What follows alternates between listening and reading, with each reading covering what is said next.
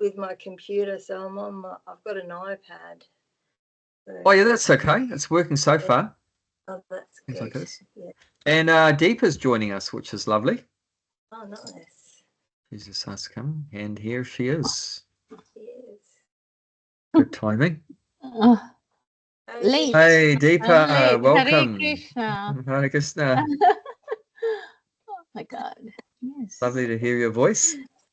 Yes. Always good to be in your association. I can't see you though. Can you? Yeah, hang on. Why am I not? Oh, okay, because my camera's off. That's right. She's unmanifest. Oh, hopefully that is. become manifest. I was wondering why it's was showing as AR, and I'm thinking, who is AR? But it's not. Anand, yes. Yeah. I'm trying to. That's all right. You take your time whenever it works out. We'll just offer respect to the spiritual master, the Prabhupada. Om Jnanatamrandasya Gananjana Shalakaya Chakshurunmalatam Yena Tasmai Shri Gurave Namaha. I was born in the darkest ignorance, and my spiritual master has kindly opened my eyes with a shining torchlight of transcendental knowledge. I therefore offer my respectful obeisances to his lotus feet. Shri Prabhupada Ki Jai.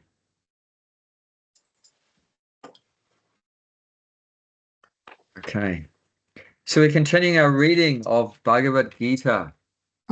Chat. Yes?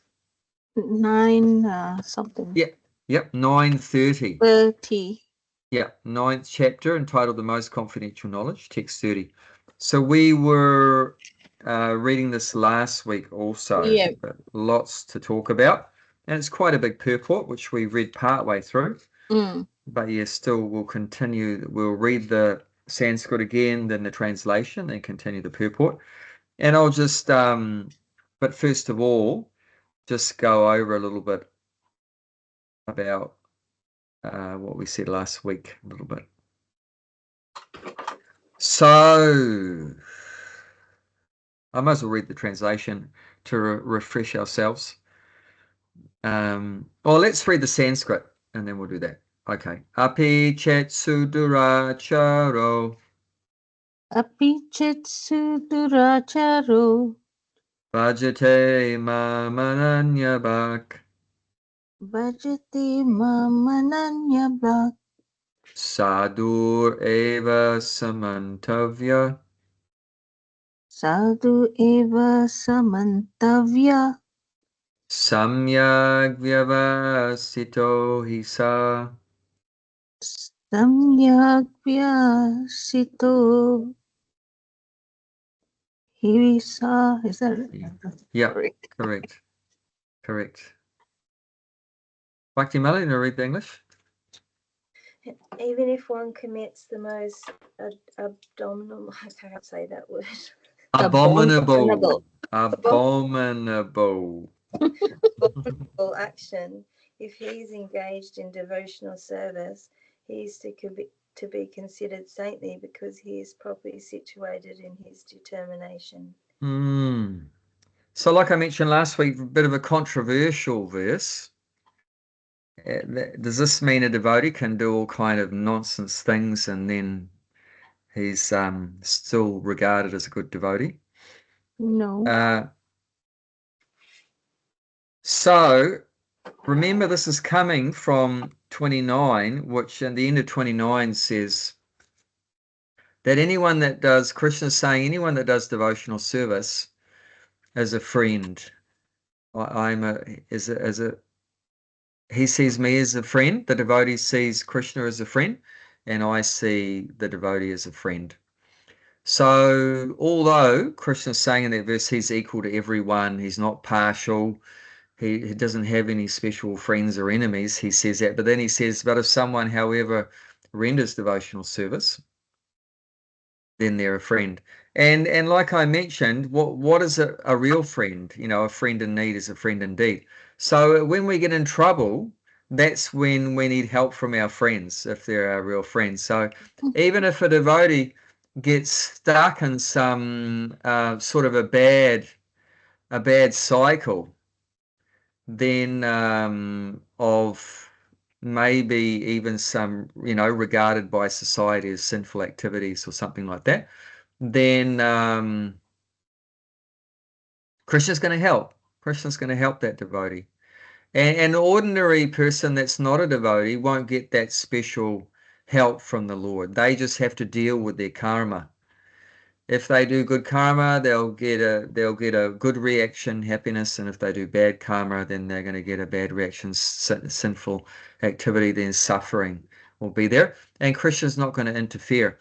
But why does he interfere with a devotee? He's being partial? That doesn't seem very fair.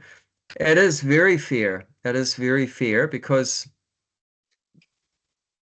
an ordinary see, Krishna, he reciprocates with our mood, with our desires.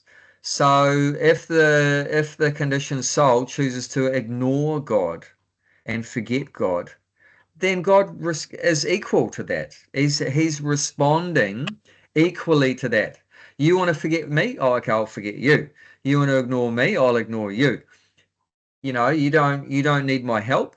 Well, I won't help you like that. But however, if someone is fully taking shelter of him, fully surrendered, fully depending on him, Krishna, I need you. I can't do anything without you.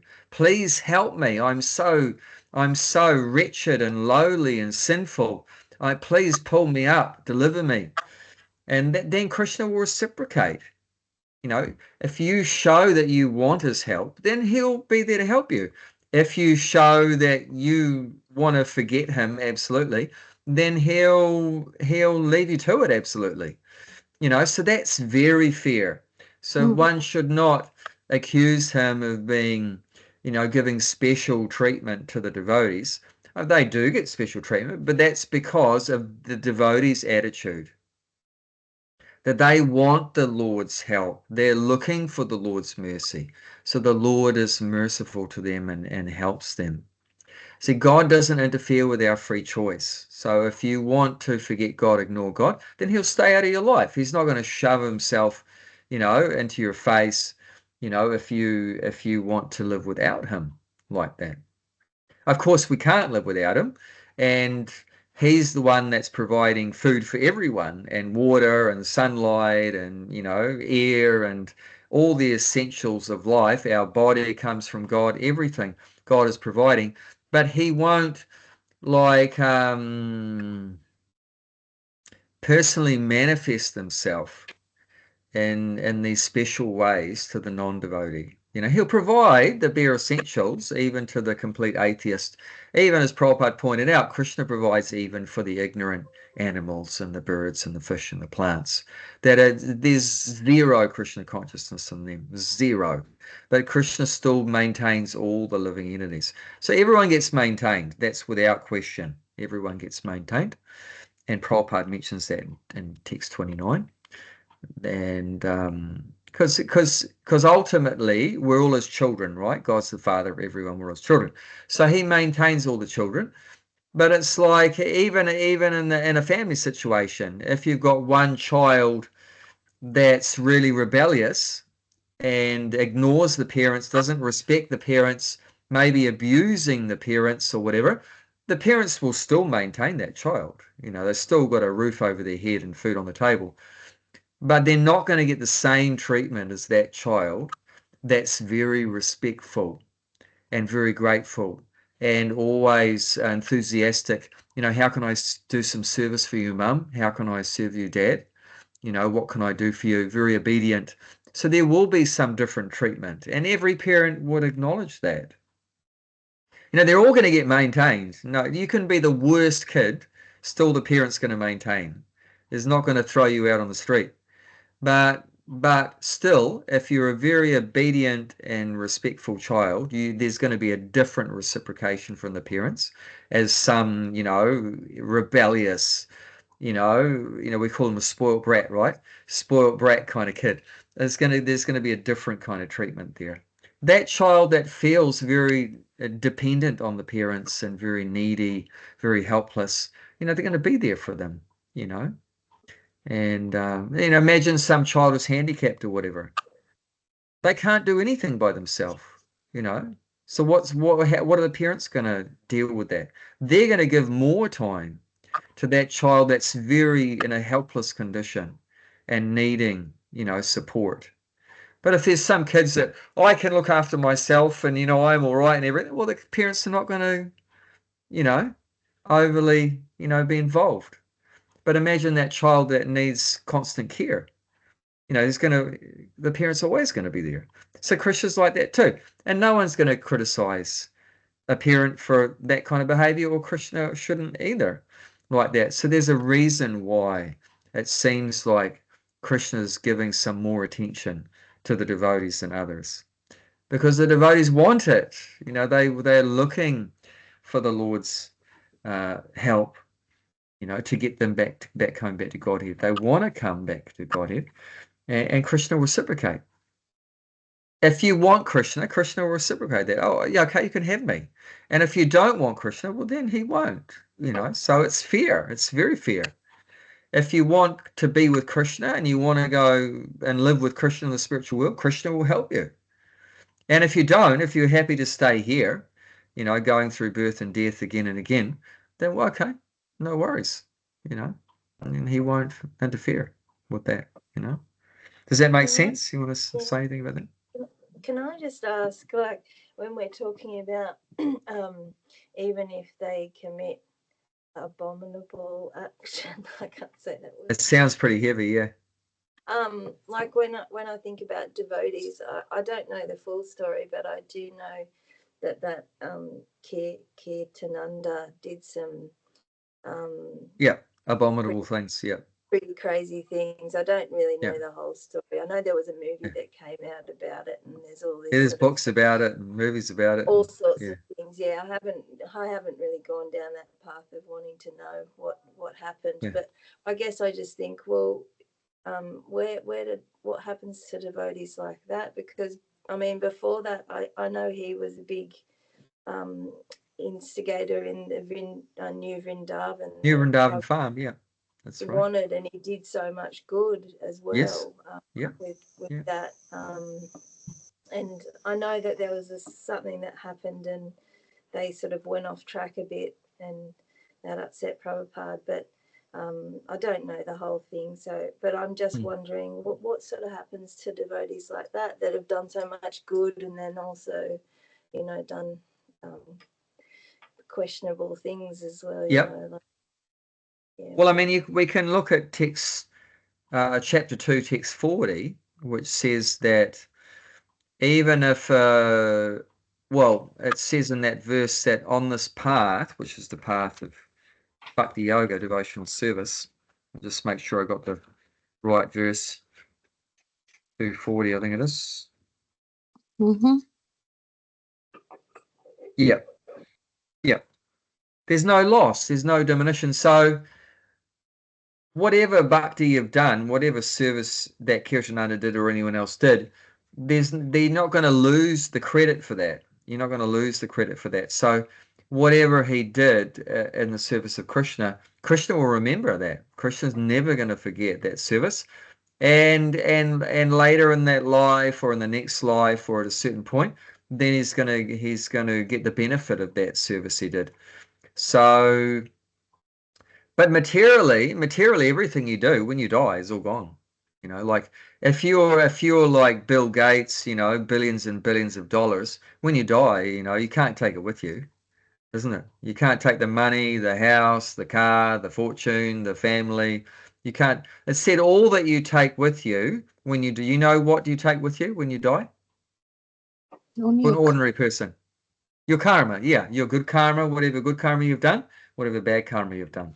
So, and you're gonna get the results of that, in your future lives. The result of good karma is happiness. The result of bad karma is suffering. So that you're going to get, but you can't take any material things.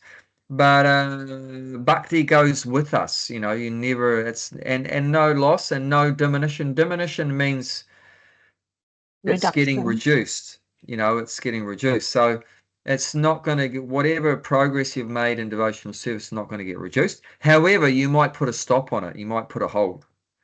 Just like you have, like on all the devices, you have a pause button, right? So you can pause it, but you're not going to lose it. You're not going to lose it. It's not going to become less, whatever you did. And you know, you can start off from where you left off in your last life. I guess. Yeah. Oh, sorry. No, in regards to what Bhakti Mala was just brought up, I guess, you know, it's like a balance sheet, and the good that he's done and the bad, abominable that he did, and it balances, and which is higher or lower, and Krishna will decide, I guess. Or However, the use of this word abominable is not that in premeditated sinful activities that that's going to be forgotten about and overlooked. That's not what abominable means here. And Prabhupada explains it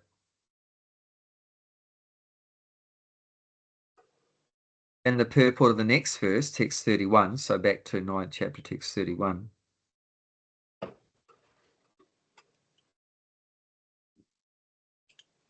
Since it's connected, we can read that. Since it's connected, because it's important to get a proper understanding what Prabhupada means by the word abominable, which in the Sanskrit of text 30 is sudurachar. Durachar means, achar means behavior, and dur means bad, and su in front of it means very, so very bad behavior.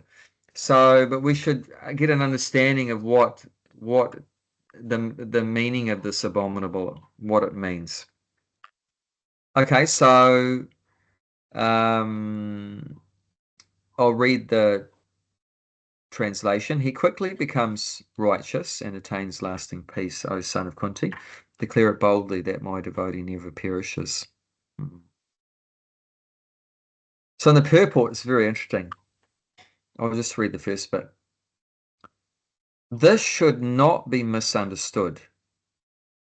So what should not be misunderstood? That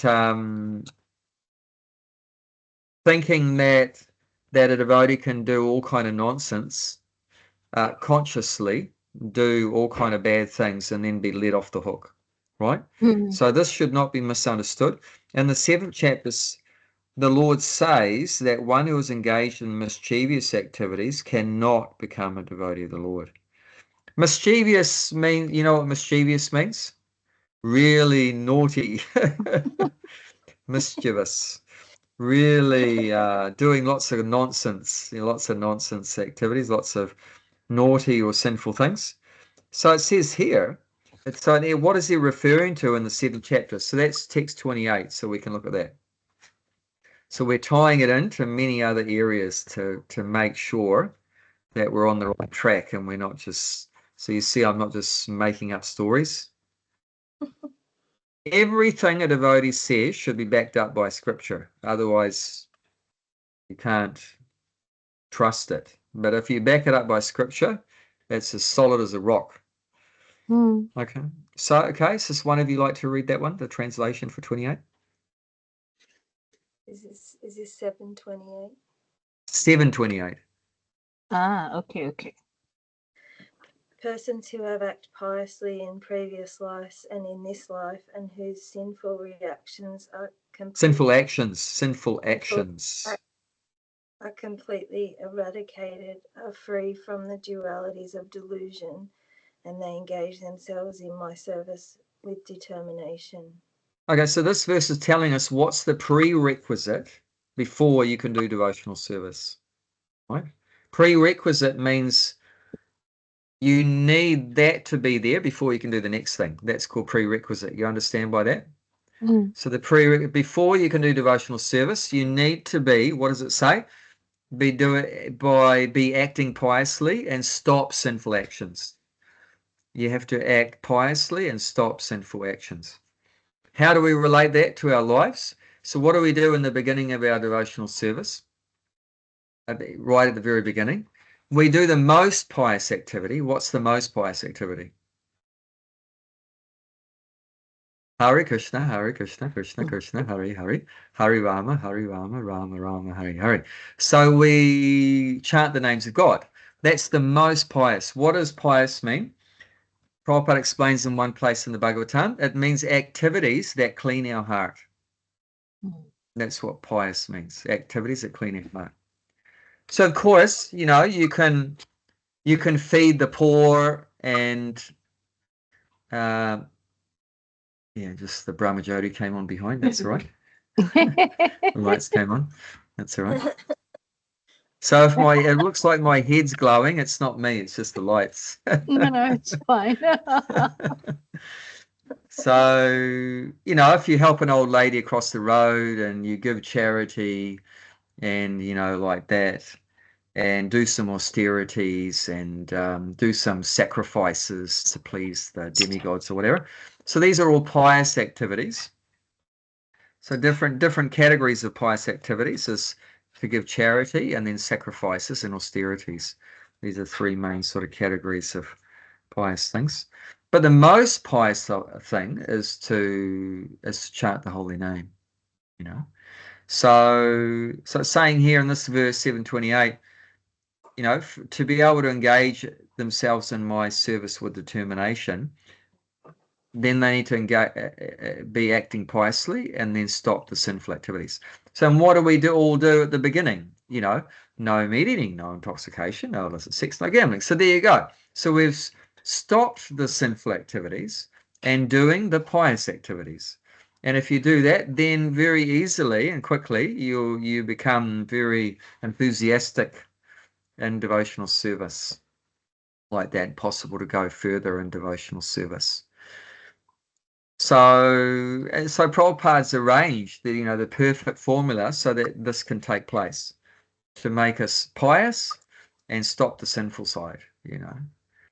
So if someone's not prepared to chant, when someone's not prepared to stop sinful activity, it's going to be very hard. You won't find anyone that's in here. You tell me one person, give me one example of someone that's engaged in devotional service that doesn't chant and is still engaging in sinful activities. It's not there. You know, so that's a prerequisite that has to be there. That has to be there.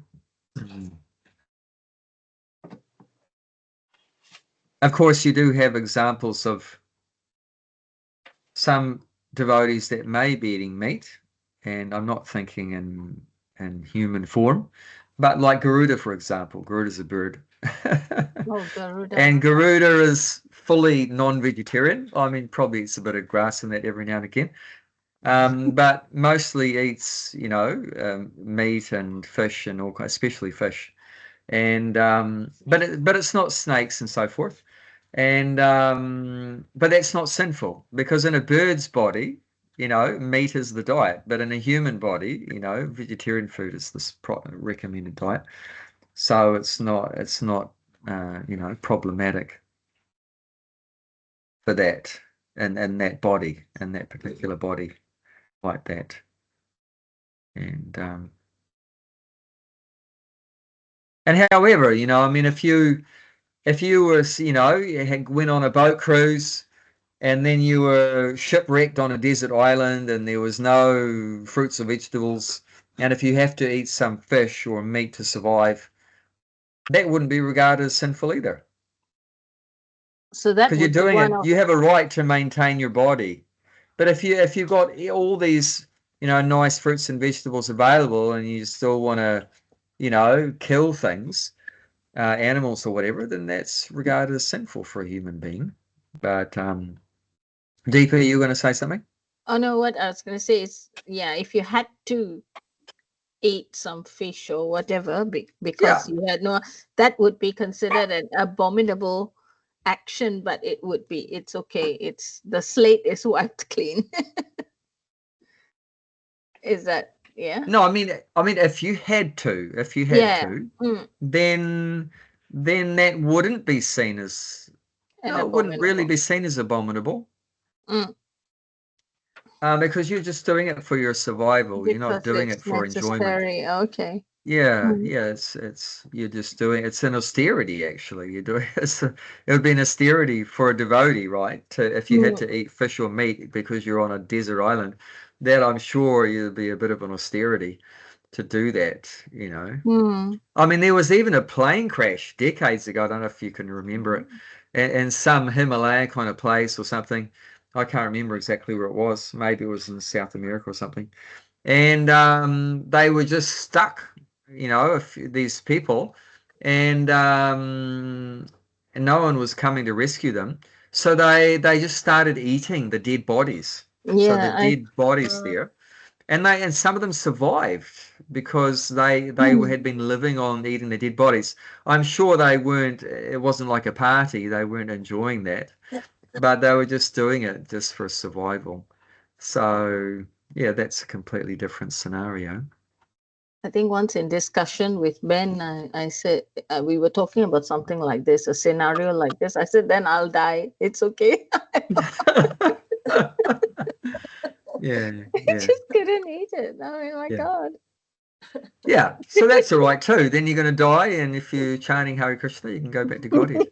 So that doesn't matter. It doesn't matter whether a devotee lives or dies. It's all the same. It's all the same. But yeah, this verse is saying, so back to the, so we've just read there in the 7th chapter that you have to become pious and stop your sinful activities before you can take the devotional service. So then Prabhupada's saying here, back to 931 in the purport here, that so if you're engaged in like mischievous, you could say sinful activities, then you cannot become a devotee of the Lord, right? So one who is not a devotee of the Lord has no good qualification whatsoever.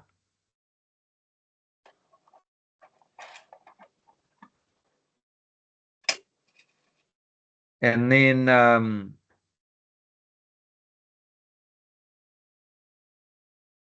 so then we're getting back to, well, okay, so when we're not talking about a person in that situation that's sinful, and they're not engaged in Krishna conscious activities, so they're not chanting, and they're engaged in sinful activities. So we're not talking about that kind of person. We're talking about a person who's chanting Hare Krishna. They are engaged in the most pious activities. They're chanting Hare Krishna, you know, hearing about from like this Bhagavad Gita and everything like that. 9 processes of devotional service. So, you know, they're worshipping the Lord and remembering the Lord and saying praise to the Lord and like that. And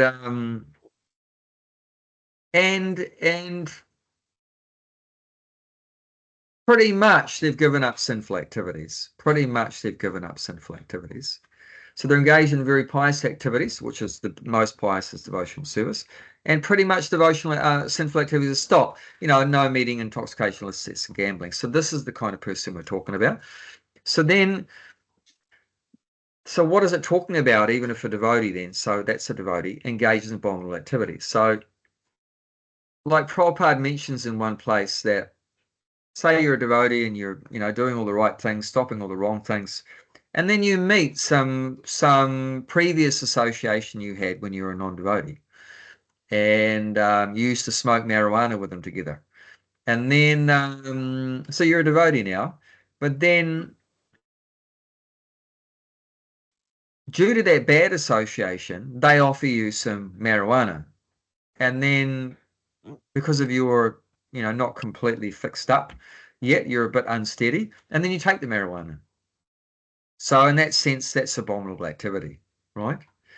But that wasn't like premeditated. You weren't planning for that. Oh, I'm going to meet such and such, and then we're going to smoke marijuana together, and we're going to do that every weekend. You're not thinking about, you know, making plans like that. It was just an accident. So this is the point that Prabhupada makes. This abominable is talking about accidental. Accidentally. Oh, okay. And that comes up somewhere in one of these purports. It talks about accidental. So that's just what I wanted to point out. Mhm. Oh, yeah. Go right to the end of the text 31 purport. The last two sentences. This will protect the devotee from all accidental fall downs. So this is what we're talking about. Accidental. Not like you're planning, premeditating. It means like consciously. Consciously, you're wanting to engage in sinful activities. And you're also conscious as a devotee that if there's some sinful reaction, I'll just chant Hare Krishna and Krishna will remove it. Is that going to work? No, it won't work. Because one of the offenses to the holy name is to commit sinful activities on the strength of the holy name. That is an offense to the holy name. So if you're consciously thinking, I'm going to go and commit this sin, and then after that I'm going to chant Hare Krishna, and Krishna's going to neutralize it. Krishna's going to nullify it, and then I won't have to suffer. That is an offense. I heard Jayanti somewhere. You're going to have to come closer because then I have to repeat everything you say. They're not going to hear. Yeah, no, you come and then talk. Come and then talk. It's only us. This is an offense to the soul-searching session to speak from a distance. I've created my own set of offenses to the soul-searching sessions. It's only us. If she's got here she food, is. yeah, there you are. Here's the queen, the princess. She doesn't follow any rules. She does whatever she likes. Princess. I'm leaving the soul-searching session No, forever. are you? Why? Come on, say what the Okay, Christians say. no, I'm saying the Christians, they have this concept, right? You may do some sins, then go and do confession. So, and then, I mean, I'm not saying everybody will be like this, but there are many who just every Sunday they'll come and they'll just confess, isn't it? I think Prabhupada mentions that somewhere. Yeah, Prabhupada mentions many times. And he also mentions about the Hindus, that the prostitute will do her work, during the week, and then once a week she'll go and take a dip in the Ganges, because that's the Hindu way of removing the sins is by going in the holy river. So then they'll go in the Ganges like that, thinking. And then again, they'll go back, do their prostitute stuff, and then again go back to the Ganges. And this is compared to a elephant taking a bath. That the elephant will get nice and clean, and then as soon as it comes out, it picks up some mud in the trunk and then splatters itself again. So what a complete waste of time that was, like that. So getting clean, then dirty, and clean, dirty. So this is not what it's talking about here. This is talking about accidentally falling down, not consciously premeditated like that on purpose, and using the Lord's merciful holy name to nullify, counteract our nonsense. So if you like that, if you want to cheat like that, you can cheat like that if you want, but then you got to realize who the greatest cheater is. Do you know who the greatest cheater is? Krishna. He's the greatest of everything. So there's no greater cheater than Krishna. If you want to cheat Krishna, actually Krishna will cheat you. So you can't. We learned how to cheat from him. You could say that, but well, it's like perverted. Yeah, perverted. See, when Krishna cheats, like when he steals butter and yogurt, like that from people's houses and does all kind of naughty activities. But then what's the result of that? Do the other people become unhappy and miserable? They're in ecstasy that Krishna took something from their house, and their Krishna consciousness goes through the roof.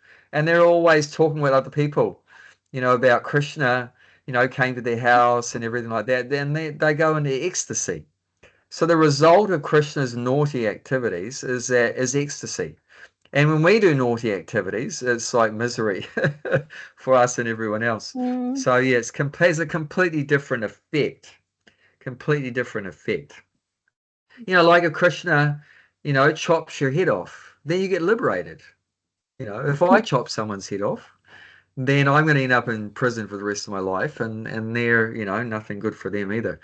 You know, so unless, of course, we chop their head off under Krishna's direction, you know, like Arjuna, you know, was instructed personally by Krishna to kill all the people. So in that case, all those soldiers that Arjuna killed, they also get liberated. Because actually it was Krishna's will, Krishna's desire, carried out through the instrument of Arjuna. And then, so it will still be a good result. That will be a good result. But if we separately, with our own material desires, go and do some nonsense, then, yeah, it's no good result, no good outcome, just bad outcome like that. So, yeah, that's what abominable is meaning. And also, like last week, we read the first part of the purport, and Prabhupada's not talking about that at all when he's talking about explaining what abominable is. He says that there's two kinds of activities. I don't know if you're going to remember. Two kinds of activities. There's conditional activities and constitutional activities. So do you remember what conditional activities are and constitutional are? Constitutional is by our nature what we are supposed to do. Is that right? Something like that. Whose nature though? Nature of what? What are you talking about? You're talking about the body or the mind or the soul, or what are you talking about? Nature of? The soul. I mean, correct. Yeah. So constitutional activity means the activity of the soul, right? Conditional activity means the activity of the body, society and everything like that, all the rules of society and all this kind of stuff. So what he says there in the beginning of the purport, sometimes the conditional activities and the constitutional activities, they go side by side. They go in parallel and lined up. And sometimes they may clash. They're not in agreement. They go against each other. So that's what seems to be abominable. If the rules and guidelines of society are going against the rules and guidelines of devotional service, it's not meeting up. And we can give you some examples, and we might remember some more. Just like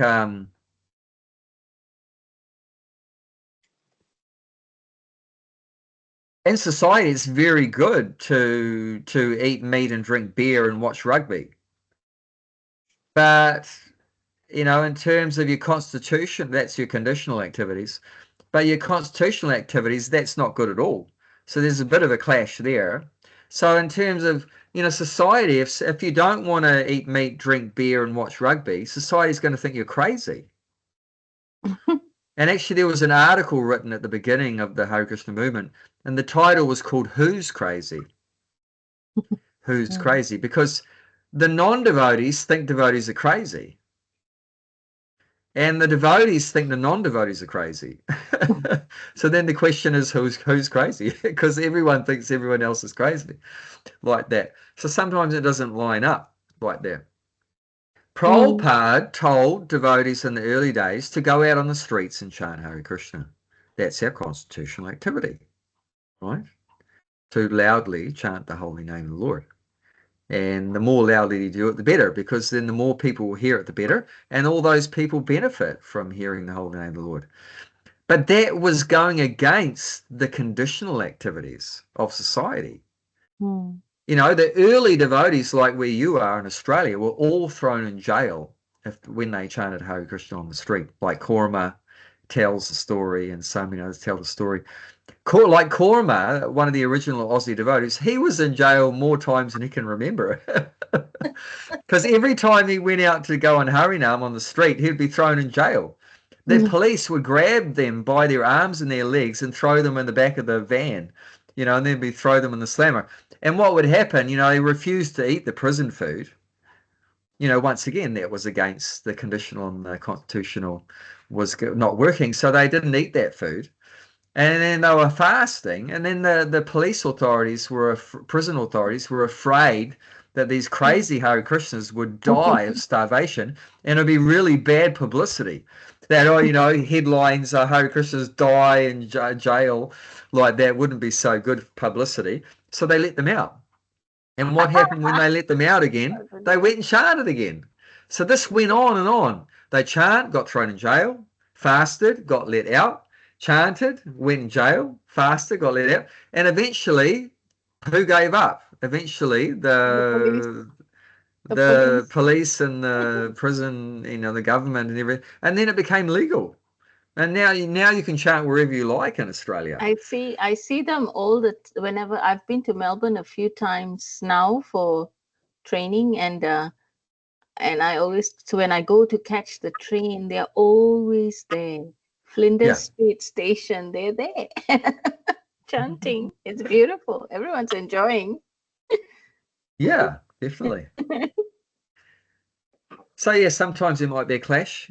One thing I just thought of is that we see that Prabhupada was a family man, and then at a certain point, he left the family and took sannyas.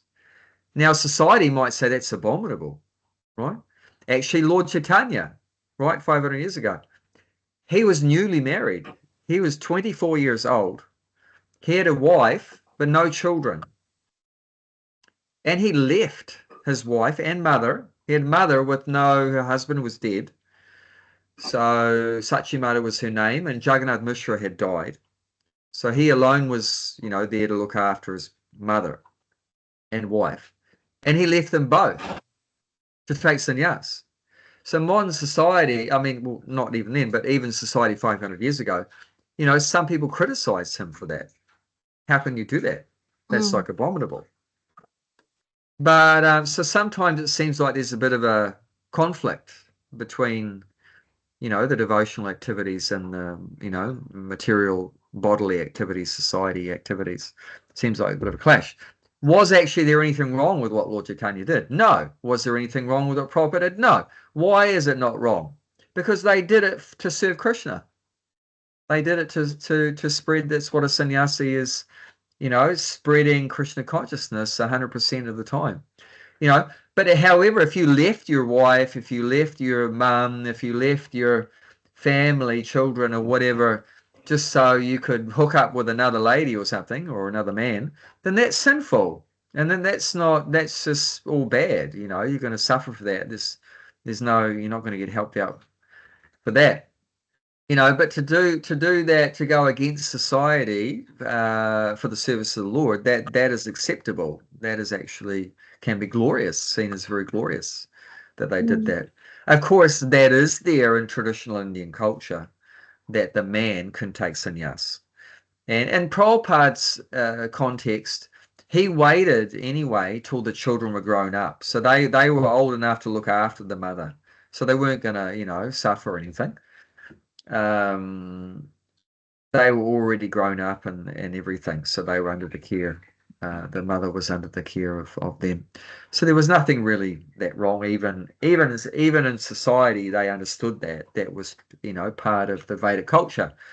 You have the brahmachari, then grihastha ashram, then vanaprastha and sannyas. But still, you know, a lot of people, you know, may not like it. They may not like it at all, like that. And even sometimes the family might not like it. You know, I'm sure his wife may not have been very happy, and the kids might not have been very happy with what Prabhupada did, but he did it to serve Krishna. You know, so and like it's mentioned in this verse, back to 30, that so you could still consider saintly because properly situated is determination. So that's the criteria. If your determination is to serve Krishna, then you're on the right path. Then you're a saint. Then you're still, you know, in the fit in the bubble of pure devotional service. If your determination is to serve Krishna, even though in terms of society you might see what you did was abominable, but if you're in your mind, you're still determined to serve Krishna, then even though everyone else might say you're a nonsense rascal, but as long as Krishna's pleased that you're engaged in devotional service, then that's fine. That's perfect. So this is how he starts talking, explaining what abominable is. Not, that a devotee goes out and, and with an automatic machine gun and kills 20 school kids. But like that. This is not what it's talking about, the devotee. First, that's not a devotee. Going back to this purport of 31. Anyone that's, engaging in sinful activities, that's not a devotee. Like that. Does that make sense? So this is not justifying that a devotee can do all kind of conscious, premeditated, planned sinful activities. And then, I'm still a saint. See, that's what it says here. I'm still a saint. No, that's not, like that. It's that, you're engaged in devotional service, but sometimes there may be some slip up, which is not planned and premeditated or whatever. It's accidental. There's a big difference between you did the sinful thing on purpose or you did it as an accident. Accident means, like I said, before you became Krishna conscious, you were habituated to so many sinful activities. So due to that past bad habits and past bad association, it may happen that sometime a devotee even slips up. But then what should happen is that the devotee feels repentant. That's a very important word in this topic. The devotee feels repentant. I wish I hadn't accepted that marijuana from my friend and got on a high and everything like that and went crazy. I'm never going to do it again. I wish I'd never done. I'm not going to go over to his neighborhood ever again. And, if I see that guy's face, I'm going to run away next time. I'm not going to be, invited into his house and like that. So, you feel repentant. I wish I hadn't done it. You punish yourself within yourself. You feel really bad. You feel remorseful. That's another important word. You feel remorseful, repentant. You feel bad about it. You don't feel good about it. Not that, I went and had marijuana. That was real fun. I'm going to go and do it again. And you feel good about it. That's not acceptable. Krishna's not going to let you off if you keep doing that. I had a great time, And then he also served out some KFC and McDonald's, and we had a nice feast. And I'm going to go and chant Hare Krishna to counteract that. And then we're going to go and meet up with him. We arranged to meet up with him next weekend, do the same thing. No, this is not devotee. This is not a devotee. This Prabhupada would call such a person a rascal, a demon. This is a demon, So Bhaktivinoda Thakur, one of the previous acharyas, explains that in Kali Yuga, there's many Kali Chelas. Kali Chela means, Chela is another word for servant, like Das means servant, but Chela, so it means servant of Kali. This is the age we live in, Kali Yuga, the age of quarrel and hypocrisy. So there's a personality that's in control of this age that is stress ball. I have a stress ball and it just broke, so I've got to go wash it all off. That's okay. That's okay. No worries. No stress. No stress. She broke the stress ball. That's a lot of stress. Well, she's strong. I mean, not have an arm wrestle with Bhakti Mullen. And what was I saying? You're saying that Kali Chela. Kali Chela, yeah. So Bhaktivinoda Thakur says, he says there are many persons that wear the tilak and have the shika and the kantimala, and dhoti and everything, but they're Kali Chela. They're a servant of Kali. So it means they're acting on behalf of this materialistic energy, full of lust and greed and anger and envy and pride and everything like that, but looking externally like a devotee. So, but a real devotee is not just the external looks. I mean, can have the external looks too, that's no problem. But main thing internally, the internal is this: to be properly situated in your determination, which is you in the core of your heart, you're convinced that you're the spirit soul, and the spirit soul is a servant of Krishna, and my sole purpose is to try to serve Krishna and please Krishna.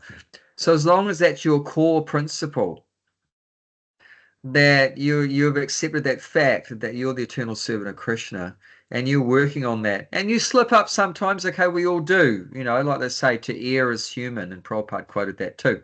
It's an old saying, right? To err is human. Err means like make mistakes, right? So it's just human nature that you stuff up. Who hasn't stuffed up? We're not perfect. And you okay, Bhakti? I heard You okay? Yeah, I got it off. Yeah. Anyway, I said Bhakti Mala's really strong. I'm never going to have an arm wrestle with her. She's going to like crush my hand. Actually, I heard something far out from Prabhupada's own lips about his past, that I never heard before. He said that I was brought up by my devotee parents in Krishna consciousness. I saw them worshipping the deity, and he said my father gave me a deity from a very young age, and he did Rath Yatra when he was young. His parents helped him set up his own Rath Yatra when he was a kid and everything. But he said, well, then I went to college. Oh. And he said, due to the bad association in college, I gave up all my activities like that. So he even revealed that due to that bad association in college, which we say is university, then he pretty much put all that aside, as Krishna consciousness. I'd never heard that before.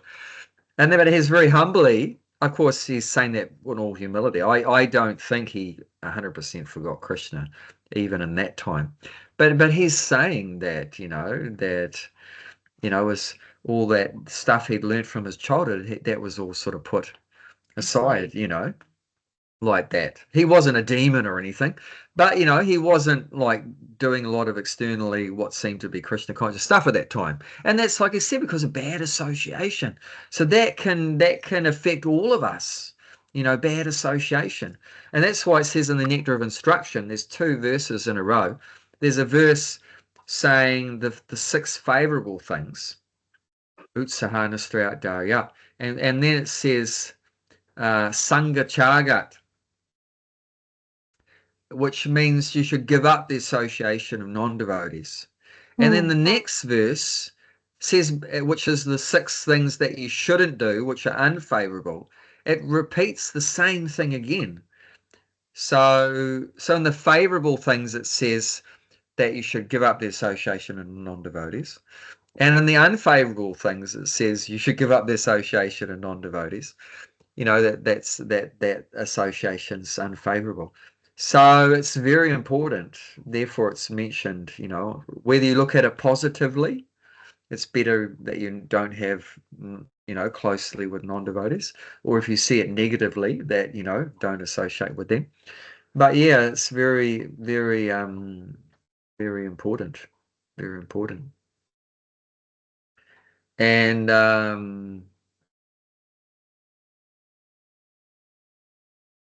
that's if you look at what's that?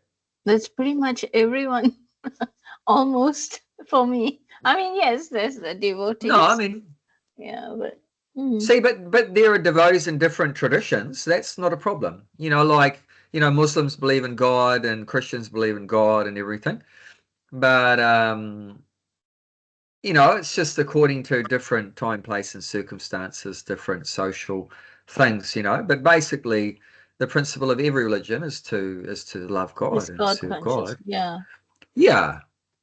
And the 10 Commandments, pretty much the same as what we do, and thou shalt not kill and love the neighbor, and you know, do not commit adultery and all these kind of things. So you'll see a lot of the principles are very similar. So that kind of association is not a problem. And I mean, but what does that mean? I can't go to the supermarket anymore because it's full of non-devotees. I can't go to the petrol stations full of non-devotees. But it means like closely associate. You know, because of your work, you have to associate, but that's not necessarily close. You just work, you know, associates or whatever. But close, what's close means, as explained in that nectar of instruction also, just after those, what you should do, what you shouldn't do, loving exchanges among devotees. So there's 6 of them. So these are the activities that develop our love between each other. To give charity and receive charity. To reveal your mind in confidence, and the other person is hearing those inquiries. And they may also review. And they may also, you know, give you some solutions or answers or whatever like that. And then to give food and accept food from them. So then it said that those things you shouldn't do with non-devotees. Closely, intimately, that can lead to, you know, like that, you know, like in that example, you accepted that marijuana from a non-devotee. You know, that stuffed you up. So you shouldn't take anything from them. You shouldn't take any gifts from them or food from them, which will be, you know, contaminating the KFC and the McDonald's or whatever. We see that we give, you know, so prasadam to somebody and then they we can give to them, but prasadam. they also return some things at times. Yeah, well, then, but you know, then they might give you something, but then you don't eat it. Like I had one guy, he gave me some onions, right? But I didn't eat though. I accepted the onions. Like he'll get a credit for that, giving me something. But I didn't consume those onions. I planted them in the garden because they're actually good companion plants and to keep the pests away in the garden. So, but you have to be careful. You have to be careful. Prabhupada would go preaching different people's houses, even in India. But even he was careful, even dealing with other, you know, with Hindus and stuff. Some of them are actually very sinful, you know. So he would go to some people's houses. He would eat everything because he could tell that, you know, they're pious, right? He'd go to other people's houses. He would only accept fruit because there's not much karma. You don't get karma transferred through fruit. Through grains, very much. If you eat grains cooked by a sinful person, then you get their karma transferred through the grains. But fruit and milk, you know, they don't transfer karma very much. Some people's houses, he wouldn't even take fruit. He would only drink water. And some people's houses, he wouldn't even drink water. That's how bad they were. You have to be pretty bad for not to even take water from a person. They have to be pretty bad. That Prabhupada came to their house, though. Yeah, but fortunate that Prabhupada came to the house, but he wouldn't take anything from them in some cases, you know, because maybe they were very sinful. Prabhupada could realize very sinful, you know. Maybe they, you know, owned a McDonald's franchise or something. You don't want to take anything from them like that. So yeah, there's different factors. Sometimes a devotee, when preaching, which is an important part of a devotee's life, spreading Krishna consciousness, might take risks and even accept something from a non-devotee just to help them progress in Krishna consciousness. And Prabhupada, like, you know, he would go, you know, these people's houses, that's a risk, you know. But is Krishna going to punish you for that? No, because why are you taking the risk? For your own benefit? No, for Krishna's benefit. So if you're taking the risk, you know, bending the rules a little bit, if you're bending the rules a little bit for your sake, then you're going to have to pay the price. But if you bend the rules for Krishna's sake, then you'll be protected. You know what I'm saying? Like sometimes we go to someone's houses, you know, you're trying to, you know, spread Krishna consciousness in their home and they've invited their friends and that to come or whatever. And there might be a little bit of onions and garlic in the food or whatever. And you don't make a big deal about it. Just eat it. And you're not doing it because you enjoy it. but you're doing it to help them progress. Because if you don't go there, then how are they going to get any Krishna consciousness? You know, it's opportunity to talk to them and everything. And you know, so sometimes the risk. But if you say, oh, my auntie Betty, I love going to her house because she's got really nice onion curry and garlic bread. I love her garlic bread and onion curry. I'm going to go to Auntie Betty's house every Friday night and have a feast there. Then you're going to get smashed, you know. Then Krishna's going to cut you down, you know. Because so does that make sense? So, like I said last week, the main question is, why are you doing it? The main question is not what are you doing, but why are you doing it? As why is like this, you know, your determination is to serve Krishna. Then you'll be protected by Krishna, even though it might be a little bit abominable, you know. But if the answer to the why question is because, oh, this is going to be pleasing to my senses, my mind and senses are going to be very happy, then you're going to get cut down, you know. Then you're on your own, mate. Then you're not protected like that. Then you're going to go bloop, fall down, you know. Actually, those people that I mentioned they sometimes invite us to their place for food. They used to. I don't know if you remember, there was that one Chinese family that used to come almost every Friday fest, and they would take food home. He would buy food for the family, or they would come there as a family and eat. There was one Chinese family that used to do that. Oh yeah. And it's them. And they often ask, they say, what happened? It's not like before, and and that sort of thing.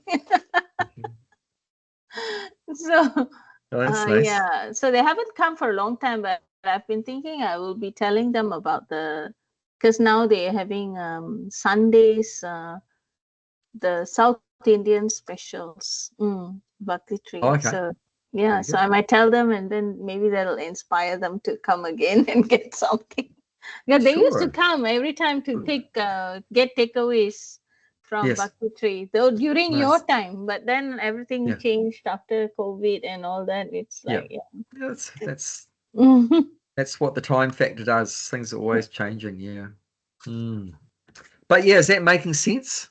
So we fully tried to explain from different angles about what the abominable means and which circumstances, you know, to apply it like that.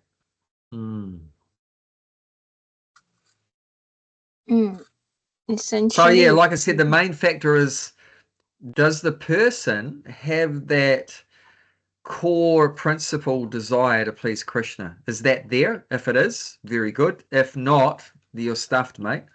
And then the other thing is you went off track, was it accidental, or are you a repeated offender? A repeated conscious offender, you know. So that's going to make, you know. And then if you are a repeated conscious offender, that's a sign you haven't got your core principle right. Your core principle is not there. That's a sign that your core principle, that you just want to satisfy yourself, isn't it? Because why would you do that? If you sincerely were wanting to serve Krishna, why would you just consciously make plans to gratify your senses? You know, you wouldn't be doing that, you know. But what we're talking about, so in this case, is that you want to serve Krishna, but you're weak. You're still weak. This is what we all face. We have big desires. We want to be a pure devotee and everything, but we're still weak. And that's just expected because of such, you know, millions of lifetimes of trying to enjoy our senses and different bodies and that. And due to so much bad association, life after life, we're still so weak, you know.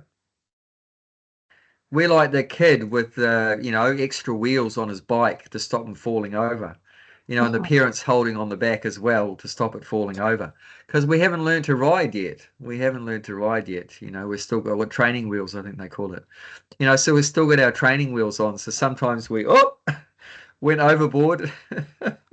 And Krishna knows that. He's not going to punish us for that. But we should be trying to, you know, get up again. Isn't it? When you fall off your bike, you don't stay down, do you? You get up and then you try to go again. Don't stay down, you know. You know, okay, yeah, we come from a sinful background, but you don't have to stay sinful. we're trying to get out of that, and if we sincerely want to get out of that, then Krishna will help. But if we try to cheat, like I said, you want to hide within Krishna consciousness, as you've found, this is a very good process for offloading your sinful reactions. You can offload them on Krishna. If you do that, you're undercover. Everyone thinks I'm a devotee and, I just got to chant Hare Krishna and then I'm going to go about all my nonsense. That it's not going to work. Not only are you going to get the sinful reaction, but you're going to have to suffer for the offense to the holy name. So there's extra punishment like that.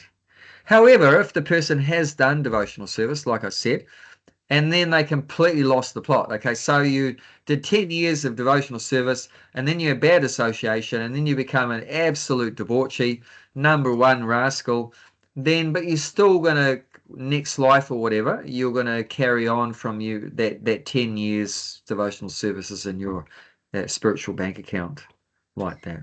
And then you completely blew it. That my bad association is within me.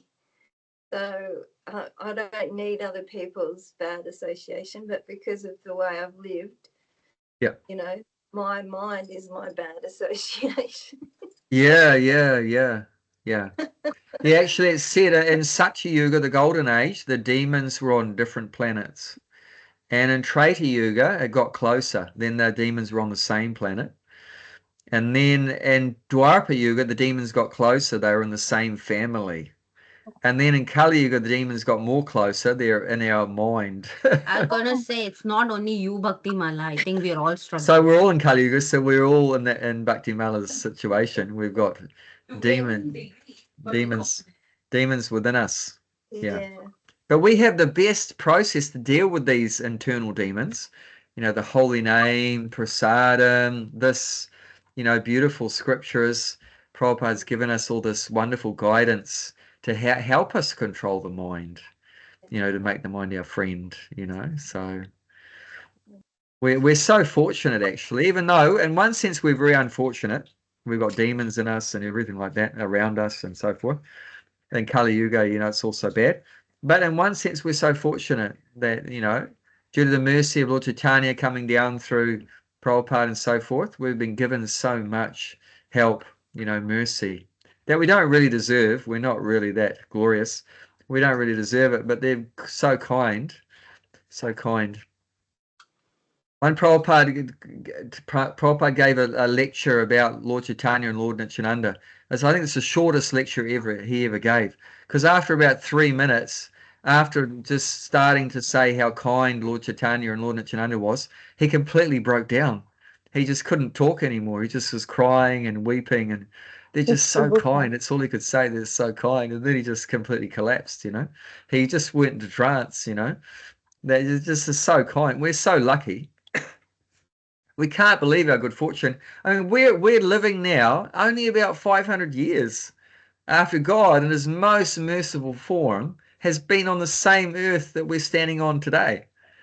We can even go to that place, and all of us have been to that place where Lord Chaitanya stood only 500 years ago. Said the dust is still settling down from their big dances they were doing.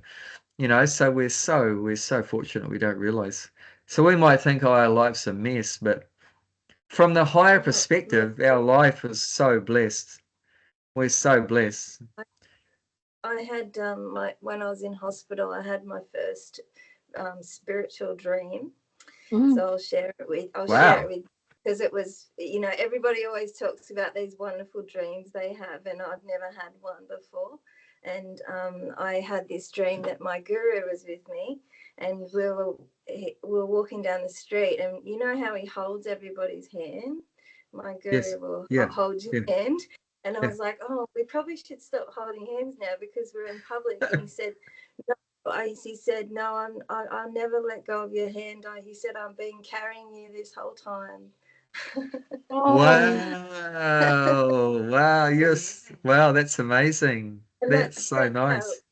That's how it feels as well. So I feel wow. Yeah. So we should always be, encouraged. And even this verse is encouraging us, text 30. You know, that Krishna's saying, even the devotee has difficulties, he's still to be considered a saint. Still to be considered a saint. You know, Krishna's really holding the devotee on a high pedestal. Even if a devotee slips up, everyone else should still see him as a saint. And this is Krishna's order. This is Krishna's order. If a devotee, you know, in this proper consciousness is trying to serve Krishna and it slips up, others should not look at that devotee and be very critical of them, saying they're sinful or rascal or whatever like that. Otherwise, our position as a saint is thrown out the window. So not only that devotee that's struggling is to be considered saintly, but if others, so-called saintly people, you know, want to maintain their name as a saint, they better obey this rule. This is a principle. We have to see them as a saint. If you don't see them as a saint, then your position goes down.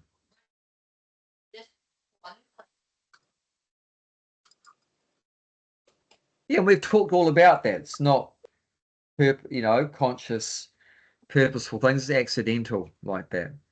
Yeah. But yeah, we should not be quick. So that's another side of it. We should not be quick to judge, you know, someone that's engaged in devotional service for what appears to be mistakes and slip-ups and stuff like that. Because you don't know. Do you know what exactly their relationship is with Krishna? If Krishna is saying this person is my dear devotee, is very dear to me, you better bloody be careful, you know, because if you step on their toes and that person's dear to Krishna, your own bhakti gets flushed down the toilet. You know, I can't express that strongly enough. Have to be very careful, because if you made a mistake and, you know, like Prabhupada mentions in one purport, it's okay to call a thief a thief. But if you call an honest person a thief, that's it, mate. You know, that's a big lie. You know, that's not going to be accepted. So no, we have to be very careful, because we might not know the whole picture. You might think, oh, look, that devotee did really bad, wrong thing. You know, but are you absolutely sure about the full story? And, you know, like I said, why it happened, and, you know, like that, was it accidental or not? Or right? So yeah, just be careful. Just be careful in how you know, view others and stuff like that. We don't exactly, because how do you know what's in the core of their heart? Whether the determination is to serve Krishna, or whether they're just a, you know, a lusty person trying to please himself or whatever like that. You know, so it can be hard to work out. It can be hard to work out, you know. Like I said, you know, could be heaps of people criticize Lord Chaitanya for leaving his mother and his wife. But yeah, if you did that, then you're stuffed, mate. You're absolutely stuffed up your life if you criticize Lord Chaitanya for what he did. You know, or criticizing God. Yeah, criticizing God, you know, but I mean, but he's appearing like an ordinary person. He wasn't presenting that he's God. He was just like an ordinary kind of person. And, you know, young man, he took sannyas. So, but yeah, if you criticize them, you're stuffed up your life, you know, or if you criticize Prabhupada for taking sannyas, which there are people that have done that, but then you stuff up your life, you know, so you have to be very careful. I mean, and you might think some bad thoughts, and that's not the end of the world, because luckily, one benefit of Kali Yuga is you don't get a reaction for your thoughts. You only get a reaction in Kali Yuga for when it comes out into words or physical action like that. But in previous ages, like Dwapara Yuga and before, even your thoughts you get a reaction for if you got some negative thoughts. So thank God we're not there now. You know, so terrible trouble. Oh God. I'd be burning in the fire of hell if I was getting reactions from my thoughts. So there are some benefits of this time. Okay, we've got a few minutes. Let's just read some purport. So where we're up to is therefore. So we're text 30 Yeah. purport. Oh, you marked it exactly. Start reading, one of you. You gotta find the therefore. Hang on. Where's the therefore? It's on the next page, Deepa. Yeah, but I can't find it. Okay, Bhakti Mala, you start, and then you. So there's one big paragraph. So the second paragraph in this purport of text 30 of. Okay, I saw it. Yes. Okay, read. Some of you read.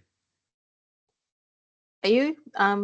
Therefore, a person who is situated in Krishna consciousness and is engaged with determination in the process of chanting Hare Krishna, Krishna Krishna, Hare Hare, Hare Rama, Rama Rama, Hare Hare, should be considered to be in the transcendental position, even if by chance or accident he is found to have fallen. The words, what's that? Sadhu Eva. Sadhu Eva, he is saintly, are very emphatic. Do you want to take over, Bhaktimala? Okay. Yeah. They are a warning to the non-devotees that because of an accidental fall down, a devotee should not be derided. He should still be considered saintly, even if he has accidentally fallen down. And the word mantavaya is still more empathetic.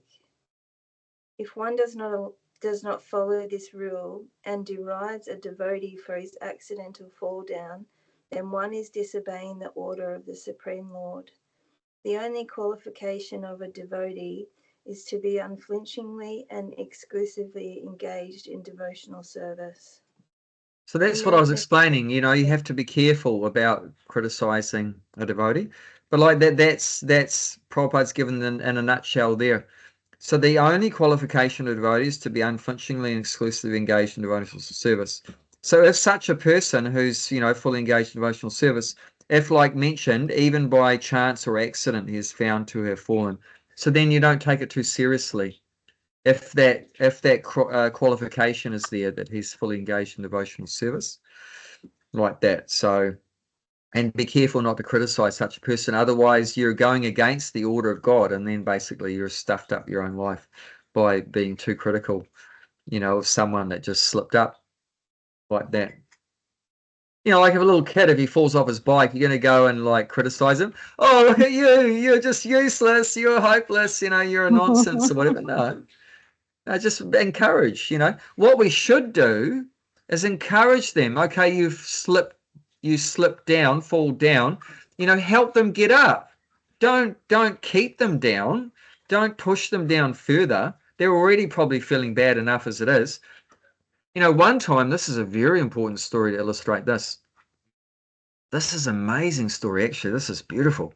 One devotee that did amazing service for the Hare Krishna movement. Actually, it was mainly in Australia. He did brilliant service. He became a sannyasi. His name is Madhudrisa Swami. Famous in ISKCON for what he did. He'd established the Melbourne temple, got that property, and so many things. He taught devotees how to play mridanga, and he was so fired up. Beautiful kirtans, everything. But after some time, what happened is, he fell down, means he got attracted to some woman, and he fell down from sannyas, which is in one sense really bad that he fell down from sannyas. And then what happened is, the word of what happened went all over ISKCON, and other ISKCON managers were like criticizing him and everything like that. And Prabhupada called in all the managers, and he was very angry. Prabhupada was very angry, not at Madhudrisa. He was angry at all those managers for propagating so much that he's fallen down and all this kind of stuff. And Prabhupada said, you have made it very difficult for him to come back. This is a very interesting story. We can learn a lot from this. You have made it so difficult for him to come back. He was so angry with the managers. And then he asked devotees to find Madhudvisa and said that Prabhupada wants to see you. So Madhudvisa came into the room, and when he was in Hawaii, and very humbly, like, you know, the straw between the teeth, you know, he was feeling about as big as a microbial bug. You know, he was feeling very bad, repentant, like I said, repentant, and feeling very bad. And he came in the room. And you know what the first thing Prabhupada said was? Madhudvisa, where's your wife? Where's your wife? He didn't say, you rascal, you nonsense, you fell down. Why did you fall? Why did you? Where's your wife? He was so happy to see Madhudvisa. I mean, the Lord and the devotee of the Lord are so merciful, so kind. They don't see our faults. They don't see our faults. They only see the good that we do, and they want to make the good even more good. And even if we do have some faults, they don't take it very seriously. This is a real devotee. You know, he's so appreciative and grateful for all the service that Madhudvisa did. He was always glorifying Madhudvisa's service. Okay, he stuffed up a little bit, but who doesn't, you know? He was so angry with all those managers that broadcasted everywhere that he stuffed up and everything like that, making it very difficult for him, you know, because, you know, we all have pride, right? So that makes it very hard. You know, everyone's going to think, oh, you're a demon, you left sannyas and like that. So he wasn't angry with Madhudvisa, he was angry with the devotees for criticizing a devotee for falling down. That's an amazing story. It tells us so much like that. And at heart, Madhudvisa was, you know, he had this determination to serve Krishna. He wasn't purposely doing it. He just, you know, we all have bodies that have senses, and sometimes they get agitated and lusty, and, you know, these things may happen. As long as we have a material body, sex desire is always going to be there. You know, we try to control it, but sometimes it gets out of control. You know what to do. You know, so he got married to that woman. It's no problem. You know, he wasn't living with a just prostitute to prostitute. He accepted her as his wife, you know, so. And then he became, you know, a good preacher after that, as a grihasta. No more sannyas, but as a grihasta, he still continued preaching. So that just shows that he was proper determination. He continued his Krishna consciousness. He didn't, like, give it up or anything. He continued, but as a grihasta. So it wasn't working for him as a sannyasi. So then he became a family man. And then that worked very well. But the other people that criticized him, that was very bad that they did that. That was wrong, like that, for being so heavy with him. Oh, you stuffed up. You know, what about us? How many times we stuff up? We don't think about that. We just think about what other bad things other people do. Do we ever think about all the bad things I do? No, we never think about that. Actually, a real devotee thinks about what I'm doing, all these bad things, rather than, you know, sees our own faults and sees the good in others. That's a real devotee consciousness. You see the faults in yourself and the good in others. But the way a non-devotee thinks is you see the good in yourself and the faults in others. And that's the analogy is a honeybee and a fly. A devotee is compared to a honeybee. A honeybee will just take the nectar. It will just go over the field and just take out the nectar. And a fly will go over the same field and not take the nectar. It will just take the pus and the stool and all the dirty things. You know, so same place, different consciousness. Take the nectar or take the stool and the pus and the mucus and all the ghastly things. So we need to train our minds to be more like honeybees and give up our fly-like mentality, looking for the soar. Okay, well, we nearly finished the purport, if you don't mind. We go just a couple more minutes. Bhakti Mala, you want to continue? Leave the Sanskrit. Okay. In the Nrsimha Purana, the following statement is given. The meaning is that even if one fully engaged in the devotional service of the Lord is sometimes found engaged in abominable activities, these activities should be considered to be like the spots that resemble the mark of a rabbit on the moon. Such spots do not become an impediment to the diffusion of moonlight. Similarly, the accidental fall down of a devotee from the path of saintly character does not make him abominable. On the other hand, one should not misunderstand that a devotee in transcendental devotional service can act in all kinds of abominable ways. This verse only refers to an accident due to the strong power of material connections. Devotional service is more or less a declaration of war against the illusory energy. As long as one is not strong enough to fight the illusory energy, there may be accidental fall downs. But when one is strong enough, he is no longer subjected to such fall downs, as previously explained.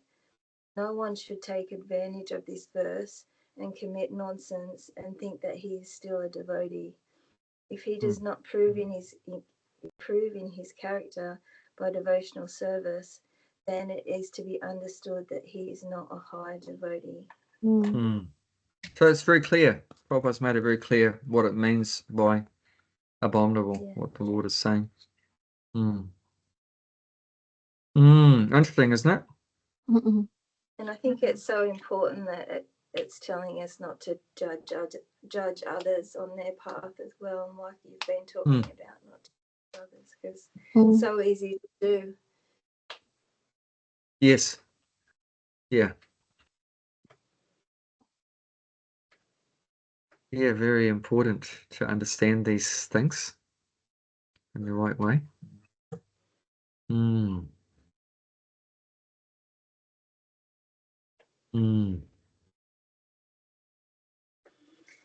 Well, lovely to be with you both. Yeah.